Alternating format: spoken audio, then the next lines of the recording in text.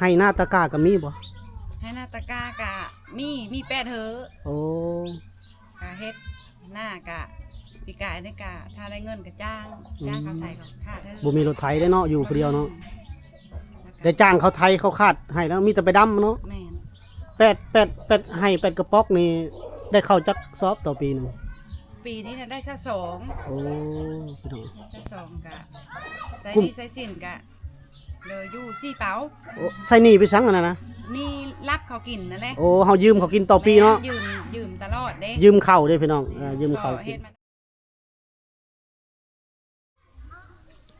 สบายดีพ่อแม่พี่น้องยินดีต้อนรับเข้าสู่ช่องบ่าวจอยเซโปนเด้อพี่น้องเนาะบ่าวจอยเซโปนแต่ปัจจุบันนี้อยู่ที่บ้านน้องเดินเมืองอัศพรแขวงสวรรณเขตนะพี่น้องเนาะยังอยู่ในเมืองอัศพรมาพี่ประมาณ10ปลายมือแล้วพี่น้องคิดฮอดเฮือนคิดฮอดซ่านแล้วคิดฮอดลูกพร้อมพี่น้องเนาะลูกสาวก็อายุ12-13ปีแล้วอยู่ใส่คำว่าอยู่ผู้เดียวก่อนเนาะแต่ว่าตอนค่ำมาแล้วแม่บ่าวจอยนำไปนอนน้ำเพิ่นพี่น้องเนาะฝากเงินฝากคำไปให้มื้อนี้ก็ใส่เงินหมดแล้วประมาณ10 วันเฮาก็คิดฮอดลูกคิดฮอดเต้าพี่น้องก็อยากกลับไปเพราะว่าแต่ว่าเฮือนน้องบุญเพ็งท่านได้แล้วพี่น้องบ่จอยคาดว่ามื้ออื่นหรือว่าวันอาทิตย์นี่บ่จอยอยากกลับก่อนเนาะเฮือนยังท่านเฮือนได้ 90% แล้วบ้านน้องเพ็งนะเนาะพี่น้องเนาะได้90% แล้ว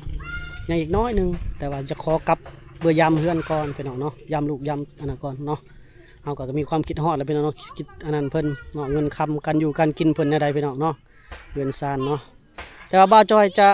มามื้อนี้มาถ่ายทอดเรื่องราวชีวิตของน้องแป้งพี่น้องแม่เลี้ยงเดี่ยวลูก2เนาะได้ยินข่าวว่าเพิ่นประสบกับความลำบากดินดอนตอนหญ้าก็บ่มีพี่น้องเนาะดินก็บ่มีเฮือนก็บ่มีพี่น้องโอ้เนาะอาศัยอยู่เฮือนเอื้อยที่ไปทำงานอยู่เมืองไทยพี่น้องถ้าเอื้อยเพิ่นมามื้อใดเพิ่นก็ได้ยุงไปนอนอยู่กระต๊อบน้อยนึงพี่น้องเนาะโอ้เนาะเดี๋ยวว่าจะเข้าไปถามข่าวหวังว่าผู้ใหญ่ใจบุญหับส้มหับเห็นแล้วจะได้ซอยเหลือความเป็นอยู่ของเพิ่นเนาะพี่น้องเนาะโอเคเนาะเขาไปหาน้องเพิ่นเลยพี่น้องหินทรายมาพี่น้องสั่งหินสั่งทรายมาเฉพาะงานเทพื้น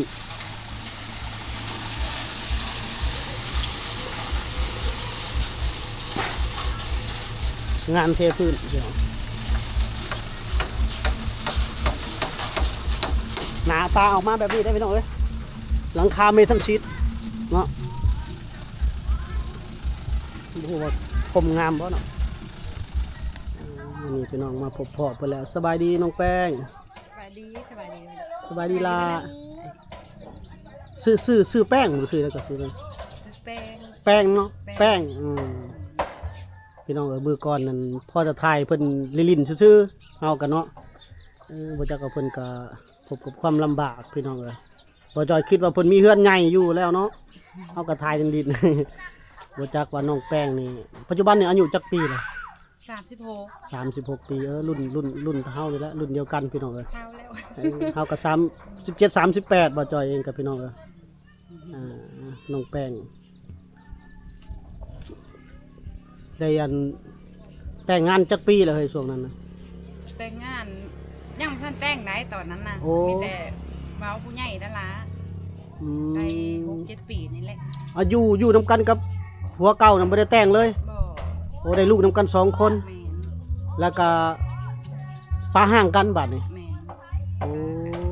ป้าก็ได้3 ปีแล้ว3 ปีแล้วเนาะพอเด็กแป้ได้3 ปีเต็มเลยโอ้ได้นั่นเนาะคือว่าอันนั้นเว้าความกันเรียบร้อยแล้วเนาะแม่นแล้วมื้อแรกเว้าเรียบร้อยตกแต้วแล้วเนาะแป้มาแล้วจบกันเลย โอ้ถือว่าแล้วกันขาดเลยเนาะพี่น้องมือก่อนบ่จอยเห็นบ่จอยคิดว่าเพิ่นมีเฮือนอยู่แล้วเรียบร้อยแล้วพี่น้องปรากฏว่าบ่แม่นได้พี่น้องอันนี้แหละคือเฮือนเราอยู่ทางหลังนี่แหละพี่น้องนอนอยู่นี่เลยเนาะนอนเฮือนเฮือนใหญ่นี่แต่ว่าลงมาเฮ็ดกินอยู่เฮือนนี้โอ้แต่ว่าอาศัยอยู่พักอยู่นี่แล้วเนาะส่วนหลายกันเนาะเอื้อยน่ะไปไสก็เอื้อยน่ะเพิ่นอยู่เมืองไทยพูดน่ะอ๋อว่าเพิ่นล่ะเอาลูกเอาโผแล้วมาอยู่เฮือนนี้แล้วมีผู้อยู่ละขออยู่เฮือนใหญ่นี่ขออยู่ก่อนเนาะเพิ่นมานะกะค่อยก็อยู่เฮือนน้อยค่อยลาวก็อยู่เฮือนใหญ่ลาวอ๋อ ถือว่าอยู่สร้างครอบสร้างครัวกับผัวเก่านี่7 ปียังบ่มีเฮือนอยู่บ่ บ่มีหยังเลย บ่มีหยังเลยเนาะพี่น้องบ่มีหยังเป็นสิ้นเป็นอันเลยพี่น้อง ได้แต่ลูกนี่แหละ แม่นได้ลูก2 คนเนาะ แม่นแต่ก้าวก็ไปหารับจ้างอยู่สวนยาง อืม หากรีดยางหากินไปนั่นแหละพอเลี้ยงลูกเพิ่นเยอะ โดย ก็บ่เข้าใจกันแล้วก็ป้ากัน ปะกันพี่น้องเลิกลาถือว่าตบแตกแล้วเพิ่นว่า อืม เนาะผัวก็ไปทางผัวเมียก็ไปทางเมียพี่น้องปานนี้เพิ่นมีแต่ลูกอยู่นำเจ้าหมดเนาะ แม่น อืมถือว่าเพิ่นก็มาอยู่มาอาศัยน้ำเอื้อยอยู่เด้อพี่น้องเอ้ยเอื้อยเพิ่นก็ไปอยู่เมืองไทยพุ่นแหละพี่น้องมีเฮือนหลังหนึงนอนคือนอนเฮือนเอื้อยพี่น้องถ้าเอื้อยมามื้อหน้าก็ได้ลงมาอยู่รูปนี้เลยพี่น้องครับปกติแล้วเราก็จะอยู่นี่แหละพี่น้องอยู่แต่เฮือนหลังนี้แหละตูบน้อยพี่น้องอยู่กินก็อยู่นี่เลยโอ้ก็น่าสงสารเนาะพี่น้องเฮาก็เลยคิดว่าเฮือนเพิ่นมีเฮือนใหญ่แล้วเฮาก็พอจะทายผ่านๆพี่น้องบาลี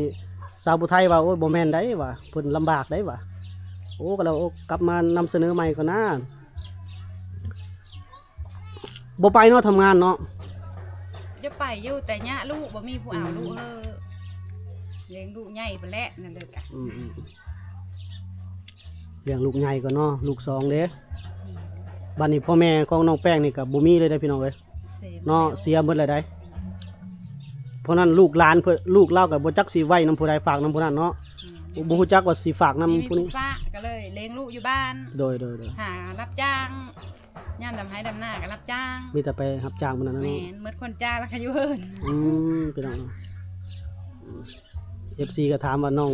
เพิ่นนี่อยู่ไสพี่น้องอยู่ทั้งบ้านน้องเดินน้องบัวพี่น้องเด้อบ้านน้อยน้องบัวบ้านน้องเดินเมืองอัศพรพี่น้องแขวงสวรรณเขตปกติเฮาก็บ่อยากไกลบอกปานใดดอกพิกัดที่อยู่เพราะเนาะย่านคนมารบกวนเพิ่นพี่น้องเนาะถ้าว่า FC เพิ่นอยากซอยเรือนั่นให้ติดต่อเข้ามาทางอันข้อความพี่น้องเนาะติดต่อโดยตรงแต่เลิกกันกับสามีมานี่บ่ได้คิดอยากสร้างครอบครัวใหม่บ่เฮ้ยเขาเฮ้ยสะดมมันใกล้ๆกันอายุ ก็คิดอยู่แต่ว่ายังมีท่านได้เจอผู้ ผู้ที่เขาย่านเขาฮับลูกฮับคอยบ่ได้น่ะนะ เนาะ แม่นก็เลยอยู่ก่อน สำคัญนะมันยันเพิ่นบ่เข้าใจกับลูกเฮาแล้วเนาะ แม่น ยันมาผัดตบตีให้ด่าบ่เนาะประเภทนี้เนาะ ก็เลยยังบ่คิดจะมีน่ะนะ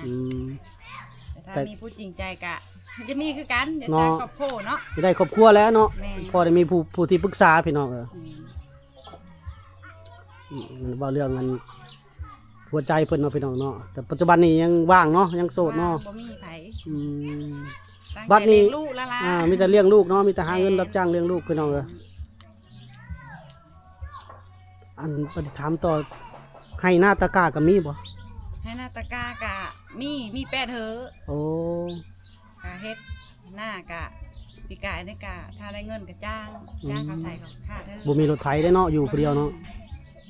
ได้จ้างเขาไถเขาคาดให้แล้วมีแต่ไปดำเนาะ แม่น 8ให้8กระป๋อกนี่ได้เข้าจักซอบต่อปีหนึง ปีนี้น่ะได้22 โอ้พี่น้อง 22กะใส่ กุ้ม นี่ใส่สินกะเลยอยู่4เป๋า โอ้ใส่หนี้ไปซังอันนั้นนะ นี่รับเขากินนั่นแหละ โอ้เฮายืมเขากินต่อปีเนาะ ยืมตลอดเด้ ยืมเข้าวเด้พี่น้องยืมเข้าว ก็ กิ เฮ็ น ดมาได้แล้วก็ไปแทนเพิ่น โดยโอ้แนั่นเลยพี่น้องบาดนี้ได้22สอบเนาะมาใส่นี่ใส่ที่เข้าวที่ยืมมาพี่น้องยังมีอยู่ได้ยืมเข้าวกินก่อนพี่น้องคือสมัยแต่ก่อนเนาะไปยืมเข้าวหมู่กินก่อนแล้วก็ฮอดยามเก็บเกี่ยวมาเฮาก็ไปใส่หนี้เขาเนาะ แม่น โอ้ถือว่าลำบากเลยพี่น้องเนาะคัดสนแหละเงินคำใส่ก็มีแต่ไปรับจ้างเลยเนาะรับจ้างดำนาลกกาเกี่ยวข้าว แม่นและการย่ามตามเฮ็ดกับไปตามเฮ็ด อืม ก็พอได้เลี้ยงลูก อืม ถ้าเมื่อจ้างแล้วก็ขายเป็ดขายไก่ อืม จ้างไก่เลยขาย ขายเป็ดขายไก่เนาะเลี้ยงไก่อยู่ไสอยู่หน้าอยู่นี่บ่หรือว่า อยู่นี่แหละ โอ้ เลี้ยงกะไก่10โตวนึงเด้อ อืมแสดงว่าเพิ่นก็ประสบกับความลำบากแม่เลี้ยงเดี่ยวเนาะพี่น้องเนาะ เลี้ยงหลายก็บ่ได้คำเข้าน้ำตำป่าบ่พอเนาะ แม่น บาดนี้ว่าความจำเป็นหยังต่อสำหรับเจ้าณปัจจุบันนี่ เป็นกะมีแต่เรื่องเข้าเนาะ เนาะ ข้าวกินมันบ่หลายนะมันมีฮอดเดิน11 12มันนี่นะแบบมีแต่ยืมกินถ้าเมิดแล้วยืมโลด อืม ไปหายืมเขามา บ่กลุ่มกินเนาะ แม่นข้าวบ่พอกิน แนวอื่นยังพอหาอยู่หากินได้แล้วเนาะกับลงไห้ลงนาแนวกินหั่นเนาะ แม่นแล้วอื่นกะพอหาได้ โดยยังพอได้ไปขุดเนาะการกบการเขียดยังพอได้อยู่ พูดกระปู อืม ต่อยไข่มดส้ม ไข่มดแดงนะพี่น้องไข่มดส้มไข่มดแดงเอามากินเอามาขายเนาะ โยถ้าได้หลายก็ขายน้ อืม ำแต่ไปบ้านนี้ก็พ่อแต่ได้กิน โอ้สมพ่อทั้งวันนี่มาบ่เห็นวัน พ่อแต่เฮ้ยลูกกินบ้านนี้นะมันไม่ได้หลายเด้ จะได้เนาะเฮาพบพ่อกับความลำบากเนาะก็ต่อสู้แล้วเนาะ สิไปทำงานอยากไปอยู่พี่น้องแต่ว่าเพิ่นบ่มีผู้ฝากฟังลูกนี่แหละพี่น้องจักสิไว้นำผู้ใดคันมีแม่ก็ยังใครแน่ยังได้ฝากนำแม่นำยายเนาะ แม่น ปู่ย่าเพิ่นเด้ซะบ่กล้าไปฝากบ่ อยู่กับบ่กล้าแล้วเนาะ อืม ทจักสิเว้าได้ใด อืม เลี้ยงเอา โดยบ่มีที่พึ่งว่าซั่นซะเนาะปู่ย่าก็บ่ฮู้ว่าบางเทื่อเพิ่นเลี้ยงหลานคนผู้อื่นอีกก็มีเนาะ ก็เลยบ่กล้าไปฝาก อืม เลี้ยงอ่ะเราดีที่สุดแล้ว โดยตัดสินใจเลี้ยงเอาเองพี่น้องคอยหาเก็บกินแถวตามไร่ตามสวนแล้วพี่น้องตามป่าตามดงแล้วว่าเก็บกินแล้วหาเก็บขวดเคียคือนั่นนี่แหละเนาะพี่น้องเนาะหาขวดหาเคียคือเป็ดคือไก่นี่แหละ สู้ไป อืม ตามลูกใหญ่นี่แหละ สามลูกใหญ่อดเอาเพิ่นกันเนาะพี่น้องเนาะไปป้าน้ำเพิ่นผู้นี้ก็บ่ก็ยังคิดฮอดอยู่เนาะ คิดฮอดบ่กล้าปลาไหน โดยพวกคนเป็นแม่พี่น้องถือว่าลำบากแหละพี่น้องน้องแปงเพิ่นเนาะมื้อนี้ได้มาเล่าความลำบากของเพิ่นให้พี่น้องเลยครับส้มน้ำพี่น้องเนาะยังไงก็ขอให้สู้ๆหั่นแหละอดเอาเว้าเรื่องคนที่เข้ามาเนาะเฮากับบ่กล้าเนี่ยย้อนแบบนี้แหละพี่น้องเพิ่นเองก็ย่านว่าเพิ่นยังบ่ฮักลูกฮักแพงเต้าเฮาเนาะเพราะว่าเฮาก็ผิดหวังมาเลยเด้เนาะสร้างความลำบากสร้างความเจ็บปวดมาเลยพี่น้องเพราะว่าได้ลูก2คนแล้วก็ยังปะห่างกันไปเนาะคือว่าเป็นครอบครัวที่บ่สมบูรณ์พี่น้องเนาะแต่น้องเพิ่นก็ตัดสินใจเนาะอย่าห่างกันเนาะบ่ฮู้ว่าเหตุใดแต่เฮาก็บ่ขอเจาะรายละเอียดเนาะเพราะว่าเป็นเรื่องส่วนตัวเพิ่นพี่น้องเนาะคร่าวๆก็แม่นถือว่าอย่าห่างปะห่างกันแล้วถือว่าตกแตกเนาะเว้าขอเว้าความกันพี่น้องก็ถือว่าเพิ่นก็ประสบกับความลำบากนั่นคือเลี้ยงลูกผู้เดียวหากินหาอยู่ผู้เดียวพี่น้องในบ้านมันก็บ่มีบ่งรับจ้างเป็นหลักเป็นแหล่งเนาะ บ่มี เขตเมืองเฮานี่ก็ ดำให้ดำหน้า นี่อาศัยหากินวันต่อวันพี่น้องประทังชีวิตไปก่อนเนาะประทังครอบครัวให้ได้อยู่ได้กินก่อนเพิ่นเองก็เนาะนี่ก็ต้องขอบใจทั้งน้องแป้งเพิ่นที่ให้เฮานำเสนอเรื่องราวความลำบากของเพิ่นพี่น้องเพิ่นเป็นแม่เลี้ยงเดี่ยวเนาะสู่ชีวิตหาเงินรับจ้างพอได้ซื้อขนมข้าวต้มให้ลูกให้เต้ากินเนาะพี่น้องเฮาที่รับชมอยู่ต้องการช่วยเหลือความเป็นอยู่ของน้องแป้งเพิ่นก็ติดต่อมาได้เด้อพี่น้องเนาะว่าจอยว่าน่าจะมีพี่น้องเฮาที่อยู่ทางต่างประเทศรับชมอยู่เนาะพี่น้องเนาะบางทีเพิ่นก็บ่ฮู้ความลำบากได้พี่น้องเนาะการเป็นแม่เลี้ยงเดี่ยวนี่ลำบากที่สุดแล้วพี่น้องแถมเฮาบ่มีเงินบ่มีคำบ่มีความสามารถบ่มีบ่อนรับจ้างพร้อมพี่น้องเนาะลำบากแท้นี่น้องเพิ่นเฮ็ดข้าวปีหนึงก็ได้แต่20ปลายสอบบัดทีนี้มาใส่หนี้ใส่สินอีกก็หมดไปแล้วเด้พี่น้องอย่างน้อยมีข้าวกินในเฮือนก็ถือว่าหากินอย่างอื่นก็ยังได้เนาะทางเฮานี่ก็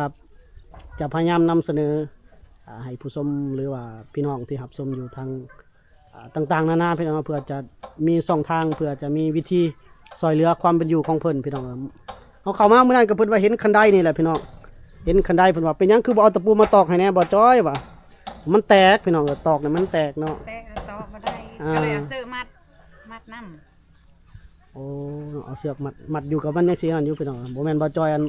บ่อยากซอยเพิ่นใดก็ซอยตอกนั้นมันก็แตกไม่แห้งไม่ตะเกาตะกี้เด้พี่น้องนะมันแตกเลย บ้านนี้อันน้องแป้งอันเจ้าก็มีดินอยู่บ่ดินของตัวเองหั่นน่ะสมมุติว่ามีการซอยเรือมื้อหน้ามื้อในหั่นนะเอาเว้าเผื่อไว้ บ่มีแล้วมีแต่ก็อาศ ศัยดินนี่แหละอยู่นะ โอ้ ยังบ่ทันมีหยังเลยคอยน่ะ ดินดอนตอนหญ้าก็บ่มีเนาะนาก็อยู่ใกล้แท้เนาะบ่ได้แคมทางเนาะ หน้ากะอยู่พุ่นอยู่หน้าห้วยไหลพุ่น โอ้อื หน้าม หน้าแม่นั่นแหละ มูลแม่มูลนั่นพี่น้องแต่ว่าดินตอนดินนั่นแคมทางดินในบ้านก็บ่มีเนาะ บ่มีหยัง โอ้ถือว่ายากเติบได้พี่น้องเอ้ย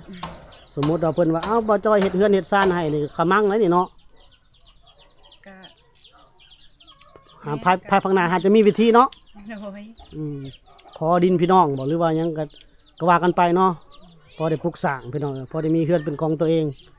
พอได้มีบ้านเป็นของตัวเองพอได้ส้นพอได้อายุพี่น้องเนาะจะได้วาสนาของเฮาอ่าได้มาแนวนี้พี่น้องเนาะแต่ว่าวาสนาโชคชะตากะเฮาก็คอยต่อสู้ดิ้นรนไปหั่นละมื้อหน้าฮะหากเฮาหาสิพลิกวาสนาเฮาเองดอกเนาะแต่เฮาบ่มีทางเลือกเฮาอยู่บ่สู้ก็ว่าวาสนามันก็มาซอยบ่ได้คือเก่าหั่นแหละพี่น้องเนาะ สู้ อ่า สู้ เขา อย่างเดียว สู้อย่างเดียวเนาะ แม่น บ่จ้อยก็ต้องเชื่ออยู่แล้วว่าน้องแป้งเพิ่นก็ต้องสู้อยู่แล้วเพราะว่าเพิ่นเห็นลูกเพิ่นอยู่พี่น้องเนาะกำลังกินในวัยกำลังกินในพี่น้อยน้องผู้ชายเนี่ย น้องเนท น้องแนท เนท เนทโอ้บัดอายจะซื้อแล้วก็ ซื้อฟ้าใส ป่าสายโอ้สองสาวเลยเนาะ แม่นเป็นหญิงเมิด โอ้เนาะลูกเพิ่นก็ตาดำๆกำลังเป็นตาหักตาแพงพี่น้องเอาใจสวยเอาใจสวย เงินคำแก้วเงินเก็บเงินนั่นบ่มีเลยเนาะ ค่ะบ่มีแต่คือว่านั่นแหละรับจ้าง อืม กะมาเลี้ยงลูกเนาะ วันต่อวันเนาะ แม่นกะได้มากกะใช้จ่ายแต่ละมื้อ ไปลกมันไปนั่นก็ไปบ่ ไป ไปเนาะ ก็ได้มื้อละแสน อื กะ ม มากกะลูกกะให้อยากกินขนมกะไปซื้อขนมให้ลูกกิน โดย ซื้อกันกินอายุนี่แหละ วันละแสนคำว่าวันละแสนนี่ประมาณ100 กว่าบาทเนาะ แม่น อืม ทำโลละ400เด้ โอ้ มันน่ะ เพื่อ ไปรับจ้าง แบบเมาเอาเนาะเมาเอา แม่นถ้าได้หลายกะได้หลาย แต่แห้งไม่แห้งบ่ถึงเนาะ อะไรก็สู้อดเอาคอยไปอีกปี2 ปีลูกใหญ่ขึ้นถ้าลูกใหญ่ก็จักสิไปได้เนาะจักสิฝากนำผู้ใด ลูกใหญ่กะเอาลูกไปนำ แบบนั้นแหล้วเนาะ แม่น อืม ไม่แต่ถ้าลูกใหญ่ตอนนี้ไปบ่ได้ลูกน้อยแห้งแล้ว โด บ่ ย กล้าพาไปเมืองไทยกะ โดยอย่างน้อยก็15 ปีพุ่นละ แม่น หรือบอกกับ10 ปีเนาะ อืม ไปเฮียนอยู่พุ่นแล้วคือเขาเฮ็ดนั่นละไปไปเฮียนอยู่พุ่นต้นเพิ่นพี่น้องทางบ่อจอยนี่ก็มาเยี่ยมมายามน้องเราก็โอ้ยเนาะพอแห้งแล้วเพื่อสิได้เงินหานั่นอยู่อะไรซื้อขนมมาอืม ให้แม่ไปเถอะ เออ ไว้ไปโรงเรียน เขาเฮียนเนาะ โรงเรียนป .1 โอ้ แล้วป โดยโอเคเลยเนาะพี่น้องเนาะถือว่ารบกวนน้องเพิ่นซ้ำนี่แหละพี่น้องเฮ็ดได้ก็สู้ๆเนาะ .4 สู้ ทางผู้ใหญ่ที่รับส้มอยู่ต้องการช่วยเหลือเพิ่นติดต่อเข้ามาได้เด้อพี่น้องเด้อบ่ว่าจะเป็น2 ทาง2 ทาง2แพลตฟอร์มเด้อพี่น้องเด้อบ่ว่าจะเป็นบ้านฟ้าและแอปแดงเด้อพี่น้องเด้อเดี๋ยวเฮาจะขึ้นไลน์ขึ้นหยังให้แล้วก็2 ทางการติดต่อพอได้ซอยบรรเทาทุกข์น้องลาวพี่น้องเด้อคือน้องลาวเว้าแหละจำเป็นที่สุดก็แม่นข้าวสารอาหารแห้งเนาะพี่น้องเนาะความอยู่ความกินพี่น้องเนาะโดยโอเคเนาะน้องแป้งเนาะขอบใจหลายเด้อ ๆ สดขอบใจเด้อหลายเด้อขอให้โชคดี ขอให้ได้ยินข่าวดีไวๆเด้อ จุ อ่า